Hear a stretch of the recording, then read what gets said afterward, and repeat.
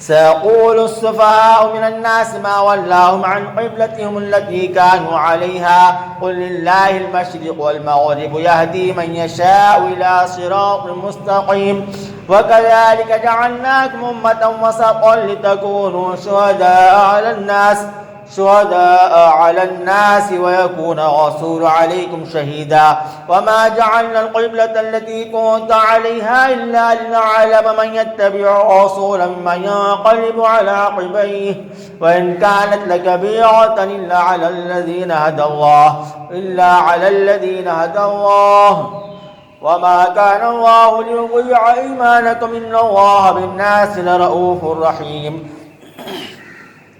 قد نرى تقلب وجهك في السماء فلنولينك قبلة ترضاها فول وجهك شطر المسجد الحرام وحيث ما كنتم فولوا وجوهكم شطرا وإن الذين أوتوا الكتاب ليعلمون أنه الحق من ربهم وما الله بغافل عما يعملون ولئن أتيت الذين أوتوا الكتاب بكل آية ما تبعوا قبلتك وما أنت بتابع قبلتهم وما بعضهم بتابع قبلة بعض ولئن اتبعت أهواءهم من بعد ما جاءك من العلم إنك إذا لمن الظالمين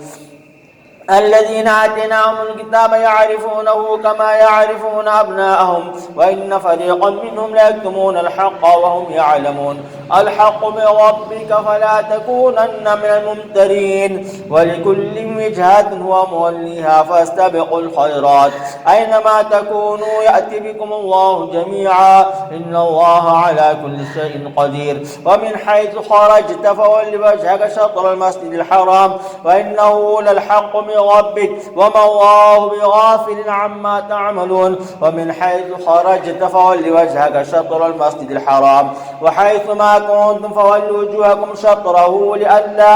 لئلا يكون للناس عليكم حجة إلا الذين ظلموا منهم فلا تخشوهم واخشوني وليتم نعمتي عليكم ولعلكم تهتدون كما أرسلنا فيكم رسولا منكم يتلو عليكم آياتنا ويزكيكم ويعلمكم الكتاب والحكمة ويعلمكم ما لم تكونوا تعلمون فاذكروني أذكركم واشكروا لي ولا تكفرون يا أيها الذين آمنوا استعينوا بالصبر والصلاة إن الله مع الصابرين ولا تقولوا لمن يقتل في سبيل الله أموات بل أحياء ولكن لا تشعرون ولنبلونكم بشيء من الخوف والجوع ونقص من الأموال والأنفس والثمرات وبشر الصابرين الذين إذا أصابتهم مصيبة قالوا إنا لله وإنا إليه راجعون أولئك عليهم صلوات من ربهم ورحمة وأولئك هم المهتدون إن الصفا والمروة من شعائر الله فمن حج البيت أو اعتمر فلا جناح عليه أن يطوف بهما ومن تطوع خيرا فإن الله شاكر عليم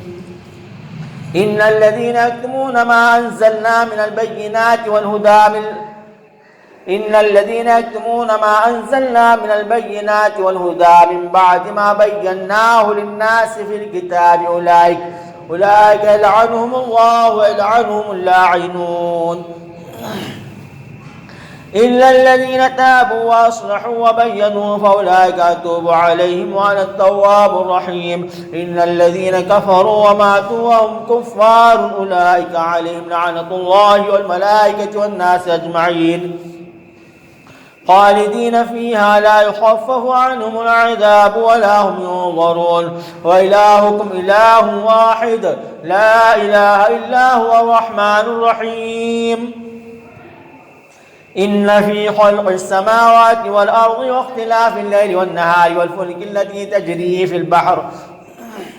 تجري في البحر بما ينفع الناس وما أنزل الله من السماء من ماء فأحيا به الأرض بعد موتها وبث فيها من كل دابة وتصريف الرياح والسحاب المسخر والسحاب المسخر بين السماء والأرض لآيات لقوم يعقلون ومن الناس من يتخذ من دون الله أندادا يحبونهم كحب الله والذين آمنوا أشد حبا لله ولو يرى الذين ظلموا إذ يرون العذاب أن القوة لله جميعا وأن الله شديد العذاب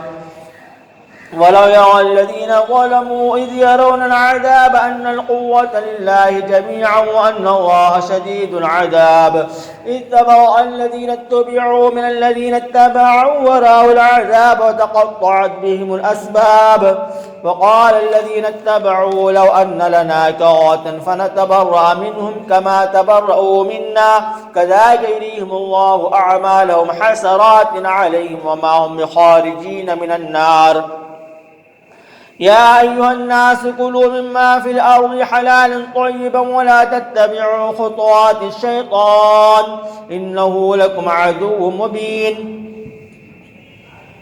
إنما يأمركم بالسوء والفحشاء وأن تقولوا على الله ما لا تعلمون فإذا قيل لهم اتبعوا ما أنزل الله قالوا بل نتبع ما ألفينا عليه آباءنا أولو كان آباؤهم لا يعقلون شيئا ولا يهتدون ومثل الذين كفروا كمثل الذي ينعق بما لا يسمع إلا دعاء ونداء صم بكم عمي فهم لا يعقلون يا أيها الذين آمنوا كلوا من طيبات ما رزقناكم واشكروا لله إن كنتم إياه تعبدون إنما حرم عليكم الميتة والدم ولحم الخنزير وما أهل به لغير الله فمن يضطر غير باغ ولا عاد فلا إثم عليه إن الله غفور رحيم إن الذين يكتمون ما أنزل الله من الكتاب ويشترون به ثمنا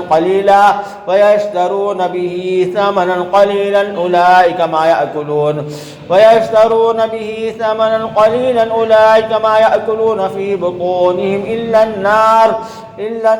ولا يكلمهم الله يوم القيامة ولا يزكيهم ولهم عذاب أليم أولئك الذين اشتروا الضلالة بالهدى والعذاب بالمغفرة فما أصبرهم على النار ذلك بأن الله نزل الكتاب بالحق وإن الذين اختلفوا في الكتاب لفي شقاق بعيد